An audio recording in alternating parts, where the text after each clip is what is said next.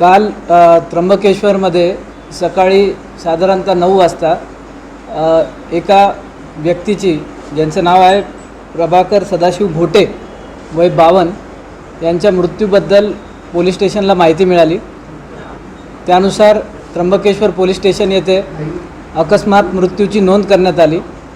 त्या तपासादरम्यान हे निदर्शनास आले आहे की सदर व्यक्तीला एका अज्ञात व्यक्तीने बुक्क्यांनी मारहाण करून त्यामध्ये त्यांचा मृत्यू झाला आहे।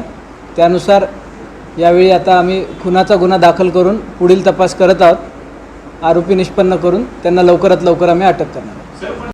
जे आहेत प्रभाकर सदाशिव खोटे हे 52 वर्षाचे आहेत। ते पिंपळगाव डुकरा तालुका इगतपुरी इथले राहणारे आहेत आणि ते फिरस्ती असे होते। त्र्यंबकेश्वरमध्ये ते सध्या त्यांचा मुक्काम होता। ते पोस्टमॉर्टमचा अजून अद्याप रिपोर्ट आपल्याला पूर्ण अहवाल अप्राप्त आहे, पण तपासात हे निदर्शनास आलेलं आहे की त्याला त्या व्यक्तीला मारहाण झाली आहे, त्यामधून त्यांचा मृत्यू झाला। आरोपी अजून प्राप्त नाही आहे, आरोपी अजून अटक नाही आहे, पण आम्ही त्याला लवकरात लवकर अटक करू। NCN न्यूजसाठी रोहन दानी, नाशिक।